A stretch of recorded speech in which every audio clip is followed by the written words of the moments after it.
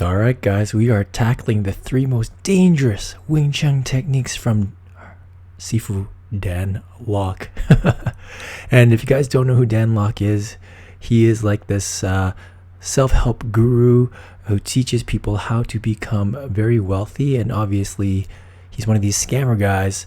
And there's a lot of stuff on YouTube about that and how he's scammed a lot of young people that are quite vulnerable and have given up their careers, have given up their life, and scammed thousands and thousands of dollars out of these guys. There's a lot of interesting testimonials and insider look at his programs and the courses he sells and how he manipulates people and tricking them into buying and spending more money that they don't have, getting into more debt. So that's a completely different topic. Today, we're going to talk about his Wing Chun skills. Guys, are you ready? We're actually looking at the three most dangerous Wing Chun techniques. So I'm really curious to see what this is like. I've been studying Wing Chun myself for a very long time, since 1999. Kind of backed off in 2016 just due to work, but a lot of experience in it. So we're going to take a look at Dan Lok and see what he brings to the table, shall we?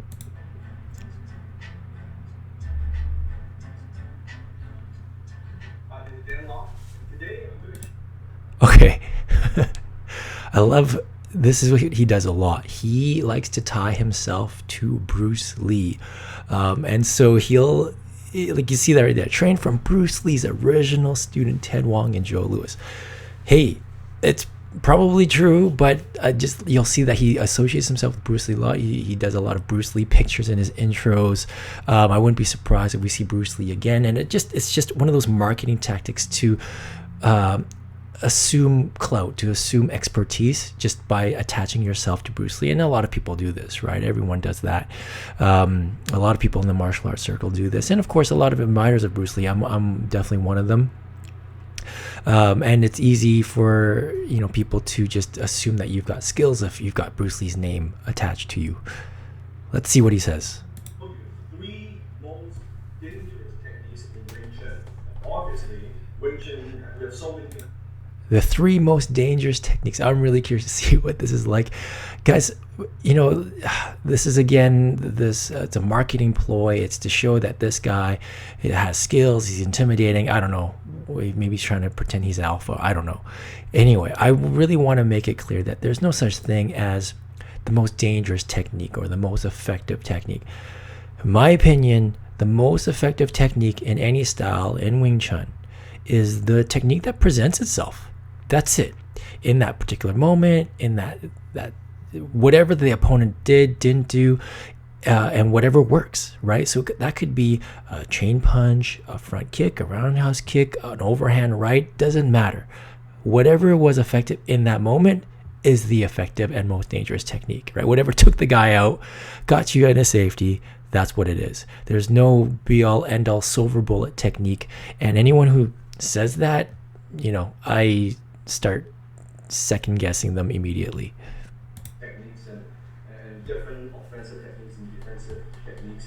But today I will show you the three that I believe are the most dangerous and the most effective.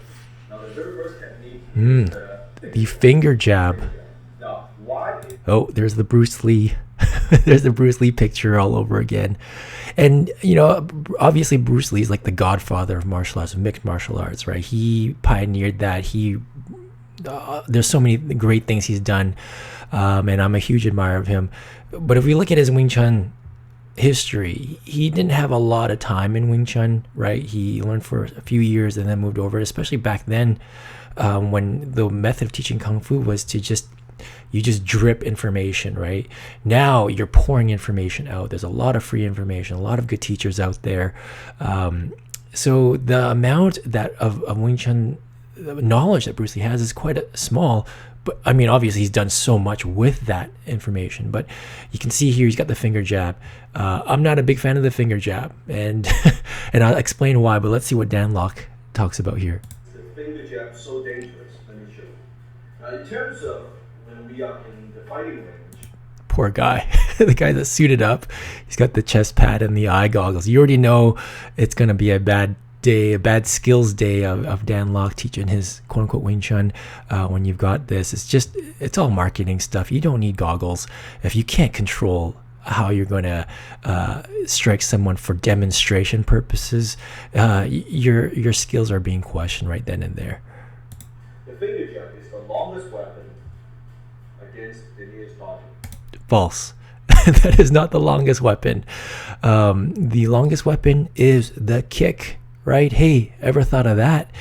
Even if you're in the quote-unquote Wing Chun stance, the neutral stance that he's in now, you can still kick. That could be a front kick. You could still deliver a side kick depending on where the opponent's coming from at you. So there's a lot more other options there. The finger jab is not the longest range weapon at all. In beauty. And also to that point, what if the guy's taller than you, right? So again, this just shows there's no such thing as the most dangerous, effective technique. It's just whatever presents itself in the moment. In Wing Chun, you can see, right? It's a very sneaky attack because we're not jabbing the eyes like this. Who does that? Does anybody do this? Who jabs the eyes like this? Does anybody know of any particular style?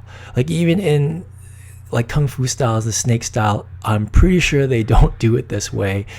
He's got it completely wrong there. This is not one of those Kung Fu movies. It's actually coming from underneath. So when you're looking at someone, you see, this is not in the part of the vision. So from here, it's very, very short. So he's encouraging you to keep your hands low. I think there's a time and place for that, but again, he's presenting it as if the finger thrust strike always comes from a low point. That's not true either. Dangerous to just encourage your students to keep your hands low all the time. Very direct and pointing like so, right? So it's a very good offensive technique. Example, it's a good offensive technique. What are you going to do? Just quickly just jab someone in the eye. You're in for a lawsuit at that point. These techniques, right, or any sort of self-defense should be used from a self-defense standpoint. So that means it needs to be instigated by the opponent, the attacker. If you're going to keep your hands low as if you're not going to attack, and then all of a sudden sucker thrust, finger thrust someone in the eye, yeah, you're in for a bad day. Right, just like that. Could you imagine seeing this in the bar? Two guys, they're yapping at each other, and then all of a sudden one guy just jabs the other person in the eye. I think all the witnesses out there are going to be pointing you as the instigator. I'm finger jabbing, right? Okay. Or if we know someone is going to attack us, let's say you throw a hook, so we can do a cancel right here. Okay, here's the thing with the finger jab. You're going to break your fingers, right? Look at the eyes. It's such a small target, like a target area.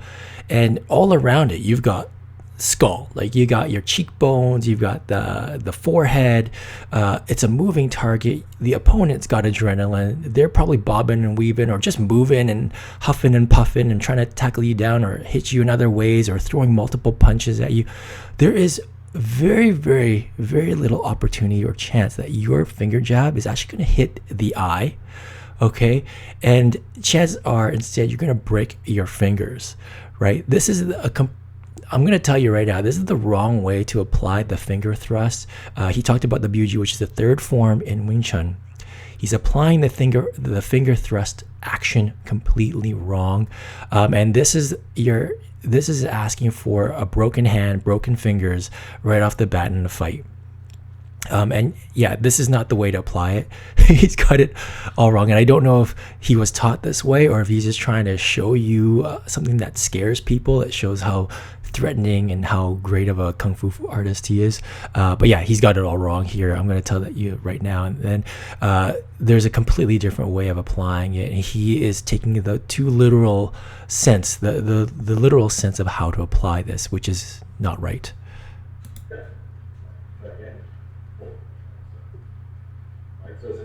Poor guy. The guy is demoing on can't throw a punch to save his life. This is, I'm not asking for a realistic fighting scenario here. This is a demo, but at least make the effort to throw a decent punch, right? I don't think the guy poor kid. I'm assuming he's a student.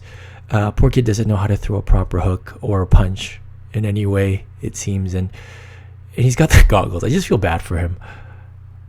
Both offensive and defensive technique, they're very effective. You can jab behind it. Break your fingers. Yeah, you're gonna aim for the throat. You're gonna aim for the eyes. They're small targets. Like I said, there's no such thing as an effective or the one most effective or three most effective attacks. You're asking for bad things to happen to you, right, when you do it this way. Okay. So you can see even let's say a hand here with a punching hand. Go ahead, just punch here, like here, like so. Stay there. So That guy doesn't know how to throw a punch. my face actually very which is this stuff on the arm, right, on the reach.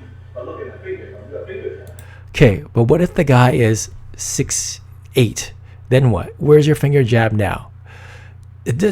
You don't want to rely on distance as your friend, right? The distance thing only helps you in specific situations. And even then, if you've got a distance advantage, you don't need the finger jab anymore. To rely on the finger, that, 3 inches of extra space to take out an opponent, yeah, you're putting way too much bank in those fingers, my friend. You can see that. It gives you that few more inches of advantage. Like Yeah, I'm sorry. This is silly. now, unfortunately, a lot of Wing Chun practitioners, they don't practice the finger jab that much. They always rely on the block. Yeah, because the finger jab is going to break your fingers. It doesn't make sense. You can totally practice it. You can train your hands. Totally okay with it. But don't rely on this technique, my friends. Which I'll show you speak class in just a moment. But the finger jab very, very effective. So how do you practice it? With the Wing Chun stance, you can do this like so, right? And when you're practicing, you can also do like this, typical Wing Chun stance, right? Like so. Thanks for showing me how to practice that. Hands down or just hands in the ready position, and you just put your fingers out. Thanks for that.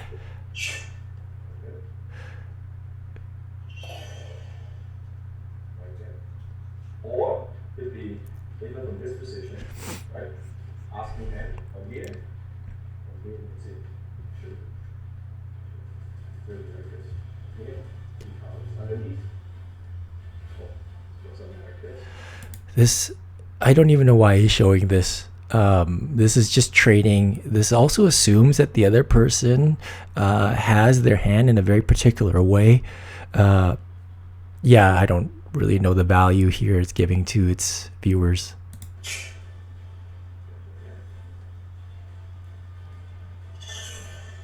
You're better off just thrusting air, right, with your fingers, and just learning the technique and learning, just getting the muscle memory in, and just learning how to properly and relax, like in a relaxed way, throw the finger thrust without a partner. I think that's just too much already to bring to people that are new to this. Yes, we get it. You're very fast. The second technique, the second most dangerous Here we go. Wing Chun, which is the fundamental technique, which is The straight blast or the chain punch. All right, this is classic signature Wing Chun right here. now the straight punch. When you throw the punch, make sure this is not boxing. The foot from the center line. So, and it's a vertical punch. Like so, like so. Okay. I know that there's differences in lineages. You gotta extend that elbow, my friend. Not hyperextend, but you gotta really thrust that punch forward.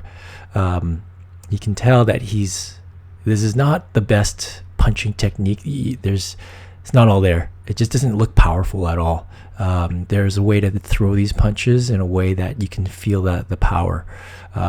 This is a common thing that I've seen in a lot of Wing Chun styles, but at the same time, a lot of sifus teach it this way, where they keep their elbows bent in their arms. But you just see this, it looks soft. It doesn't look like it can actually do any damage.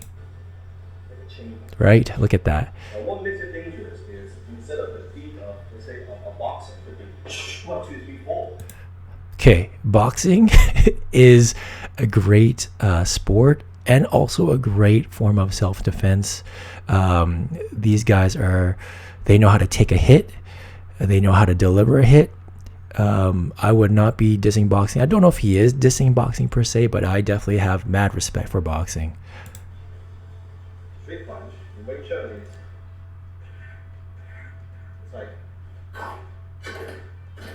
a machine gun. It's like a machine gun. So it's very difficult for someone, let's say in boxing, if someone throws a punch, it's easy for them to block or do all these things, and that's nice. Okay. It's not nice and easy. It's a tough skill to develop, to do it properly, and it's incredibly effective when it's done properly. And I think he's dumbing down and thinking that it's easy to bob and weave jabs and hooks and the right cross. It isn't. And in fact, I would argue that it's easier to avoid the chain punches. Let's just see what happens. But when someone is blasting like this, yeah. So you can see the chain punch is very linear. It hits one target. So you know where it's coming. You know where it's going. And it's really, really easy to evade. And you see this a lot in other YouTube videos. If you were to Google like Wing Chun fighter or something like that. The overhand right, all you got to do is just put your head down and then just swing. Overhand right, and boom, you knock the Wing Chun guy out, because you can see how linear that punch is. Everything's squared up. Like I said, there's a time and place for these techniques, but to say that this is the most dangerous Wing Chun technique, and then now to say that this is easily, like, you can't dodge it or you can't defend yourself from the chain punch, again, is another example of his fallacy behind all of this, and as a reflection, I think, of the work that he's been doing and the content he's been putting out and the courses he's been selling. A little bit harder to defend, and a little bit harder to block. Nope, it's not. It's not that much harder. Guys, it's so predictable. The chain punch is predictable. If you come out from a distance like that and just start chain punching someone, all you got to do is put your arms up and you let the guys punch your arms. They gas out, and then boom, you rock them with an overhand right. You see this time and time again. I don't know why people don't face up to this. Like I said, I'm an avid Wing Chun, student. I love it. I love the art. But there's something to be said about just realizing what some of its weaknesses are so that you can prevent these things from happening. And instead of teaching this stuff and making it gospel and making it sound so amazing, that actually does more damage to the art, and it does more damage to your students and your reputation. You practice again, which is very good offensive technique or defensive. Let me show you. Here we go. And when you're practicing, it comes to your nose or to your even chest. That's bone. Could be the stomach, right? The stomach, or I like to hit this to the throat. So I'm looking at the throat. Yeah, you want to hit the throat. Totally get it. All you got to do is just cover up, right? You just put your forearms up, and now what? What are you going to do now? Yeah, it's very predictable. Again, the throat is a small target. You need to be able to hit more than just the throat and the eyes, people. And that's the problem with Wing Chun too, is like they become headhunters, right? Or throat hunters. It just makes the entire fighting strategy incredibly predictable after a few seconds. A decent fighter, someone who knows a little, who's done a little bit of sparring, will figure you out. And they can then use that against you pretty quickly.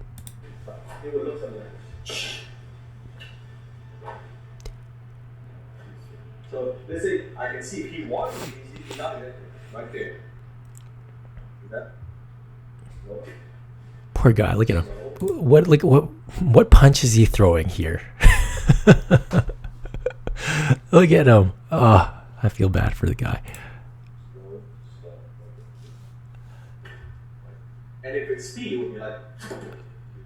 Now you might say, well, there's no power there. Yeah, there isn't power in that. I mean, yeah, it's going to hurt. A straight blast, anyone who's, you're putting your weight behind it, you're moving forward, of course it's going to hurt. The thing is the question you have to ask is, does it have knockout power? Can it actually rock the head with enough force to knock someone out?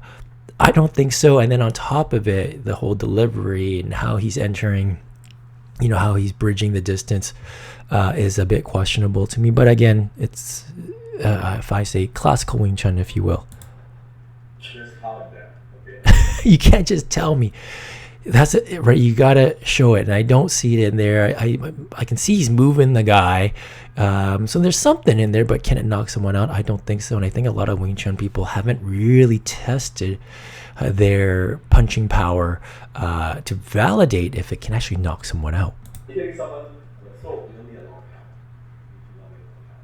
Important thing. You're right. You don't need a lot of power to hit someone in the throat. The thing is like what happens if the guy covers up, the guy's moving? You can't rely on a throat punch. You can't rely on a finger jab. Practice, relax from here again. It could be a 15 stance, practice relax, but learn to move. A lot of times I can see a lot of Wing Chun guys, they practice like this, you don't fight like this.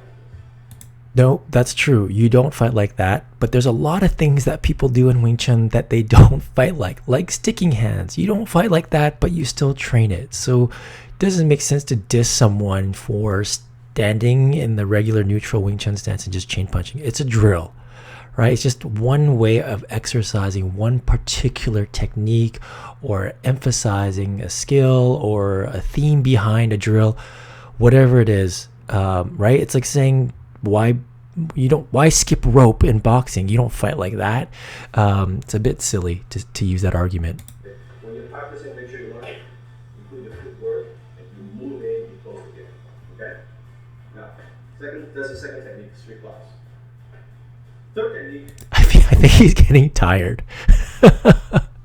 And yeah, that you could, that's the other problem. Sometimes it's not the Wing Chun, it's just cardio, right? That's the real enemy for a lot of these martial artists, and myself included. After the first round, you are gassed out. Whereas a boxer, MMA, kickboxer, they practice to go the distance and they hit hard for several rounds in practice. You don't see that much in these classical styles anymore. Which is a Wing Chun kick. The Wing Chun kick. There's the Bruce Lee. I believe that's with him with Ip Man. So Dan Lok must be a master. Sometimes they would kick it on either the knees or the shin bone. Okay, you can see a lot. Okay, you want to kick the shin. That's not really going to do too much. It might stop a kick. It might stop someone, but that's not going to be that dangerous. And again, to rely on the knee, it's like relying on the throat. It's like relying on the eye. It's such a specific part of the body that is going to be very difficult to actually successfully land when you're under the gun. Adrenaline from both parties, from you as well as the other person.